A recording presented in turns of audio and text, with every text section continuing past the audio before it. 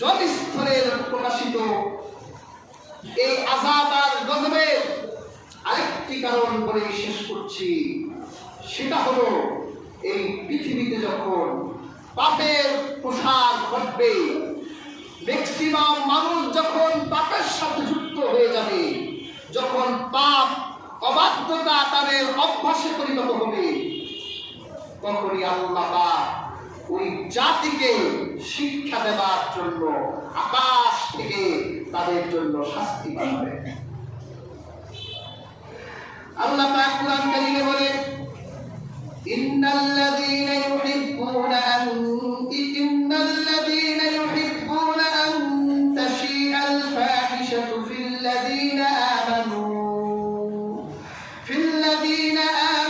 লাহুম আযাবুন আলীমুন ফিদ দুনিয়া ওয়াল আখিরাহ ওয়াল্লাহু ইয়া'লামু ওয়া আনতুম লা তা'লামুন। আল্লাহ পাক বলেন, ইন্নাল্লাযীনা ইউহিব্বুনা আন তাশিআল ফাহিশা, নিশ্চয় যারা মানুষের মধ্যে অশ্লীলতা পাপ প্রসারিত হোক, ছড়িয়ে পড়ুক, এটা কামনা করে তাকে ভালোবাসে, আর মুমিনদের মধ্যে যারা এইরকম পাপ ছড়িয়ে দেবার আকাঙ্ক্ষা রাখে, আল্লাহ পাক বলে দুনিয়াতে তাদের জন্য আমি শাস্তি রেখেছি, আখিরাতে তাদের জন্য মহা শাস্তি রেখেছি। প্রিয় হাজিরিন, একটু চিন্তা করে দেখেন, আজকে এই ইমানদার মুমিনদের সমাজে এইরকম অনেক মানুষ আছে যারা পাপ অশ্লীলতা ছড়িয়ে দেয় কিছু স্বার্থ হাসিল করার জন্য। এরা মুমিনের ঈমানকে ধ্বংস করে দিতে চায়। এই জন্য আপনি চাইবেন না আপনার মোবাইলে অশ্লীলতা ছড়িয়ে দিবে, কিছু পয়সা কামাবে, আপনি এই অসতী, এই নষ্ট ভ্রষ্টা নারীর দিকে তাকিয়ে থেকে আপনি আপনার ঈমানে ক্যান্সার তৈরি করবে, আর তারা এখান থেকে ফায়দা গ্রহণ করবে। আল্লাহ পাক বলেন, যারা মানুষের মধ্যে এইভাবে পাপাচার ছড়িয়ে দিতে পছন্দ করে, তাদের জন্য আল্লাহ পাক বলেছে দুনিয়ায়ও শাস্তি থাকবে, তাদের জন্য আখিরাতেও শাস্তি থাকবে। আজকে এই পৃথিবীতে নারীর অধিকার এর বলি যারা এই পৃথিবীর মানুষের কাছে ছাড়ে, দেখেন তো চিন্তা করে তাদের কাছে কি নারীরা নিরাপদ? একটা নারী যদি ক্রিকেটার হয়, সেই নারী নির্যাতনের শিকার হয়।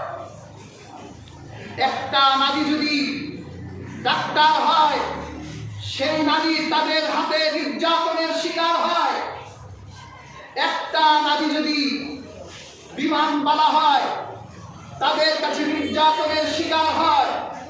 একজন নারী যদি শিক্ষক হয়, তাদের কাছে নির্যাতনের শিকার হয়। আবার তারাই বলে নারী অধিকারের কথা। চোরের মুখে ধর্মের কাহিনী মানায় না, অধার্মিকের মুখে ধর্মের কথা মানায় না।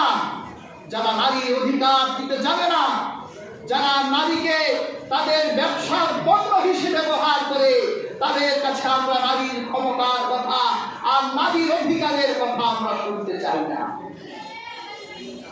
নারীর প্রপার অধিকার আর সম্মান দিয়েছে কোরআন। এই জন্য একজন নারীকে মায়ের সম্মান দিয়ে ইসলাম বলেছে, তোমার সেই মায়ের পায়ের নিচে তোমার বেহেশত। একজন নারীকে ইসলাম বোনের মর্যাদা দিয়েছে, বলেছে যে ব্যক্তি তার বোনের ভরণ পোষণের দায়িত্ব গ্রহণ করে, আল্লাহ তার জন্য জান্নাত রেখে দিয়েছে। একজন নারীকে ইসলাম মেয়ের মর্যাদা দিয়েছে। বাবাকে বলেছে, তুমি যদি তোমার মেয়েকে ইনসাফের সাথে লালন পালন করে সৎ পাত্রস্থ করো, তাহলে ওই মেয়ের বাবা আর আমি মুহাম্মদ রাসূলুল্লাহ আল্লাহ জান্নাতে এইভাবে একসাথে থাকবো। আল্লাহ রাসূল একজন নারীর মর্যাদা দিয়েছেন স্ত্রী হিসেবে। যদি স্বামী মারা যায় আর স্ত্রী মন থেকে বলে আমার স্বামী ভালো ছিল, তার এই সাক্ষী তার স্বামীর জন্য আল্লাহ জান্নাতে যাওয়ার কারণ হবে। কাজেই হাজরিন, একজন নারী যদি তার সেফটি, তার পূর্ণ অধিকার পেতে চায়, ওই নারীবাদীদের কাছে নয়, আল্লাহর কোরআনের নিচে চলে আসতে হবে।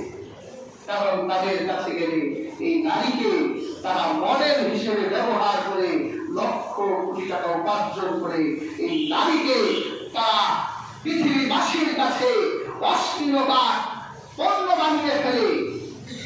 এই জন্য আল্লাহর কাছে জবাবদিহিতা করতে হবে। কাজেই হাজরিন, আজকের আলোচিত আয়াত থেকে আমাদের শিক্ষা হলো, আমরা আর পাপ দিয়ে অন্যায় ক্রয় করতে চাই না। একজন পাপী, একজন জালিম আল্লাহর কাছে নির্দিষ্ট। আল্লাহর হাবিব সাল্লাল্লাহু আলাইহি ওয়াসাল্লাম যারা পাপ করে, পাপাচারে লিপ্ত জালিম, তারা এই হাদিসটি থেকে শিক্ষা দিতে পারে। আল্লাহর হাবিব বলেছে, যদি কোনো পাপাচারী ইন্তেকাল করে মারা যায়, শুধু মানুষই শান্তি পায় না, এই পাপাচার আর জালিমের মৃত্যুতে আকাশের পাখিরাও শান্তি পায়। এই পাপাচার, এই জালিমের মৃত্যুতে জঙ্গলের জানোয়ারগুলিও শান্তি পায়। কারণ এই জালিম আর পাপাচারের কারণে আকাশের মেঘ বন্ধ হয়ে গিয়েছিল, অতিবৃষ্টি অনাবৃষ্টি হয়েছিল। এই জালিমের কারণে এই আকাশের নিচে মানুষের উপর বিপদ আপদ মুসিবত এসেছিল।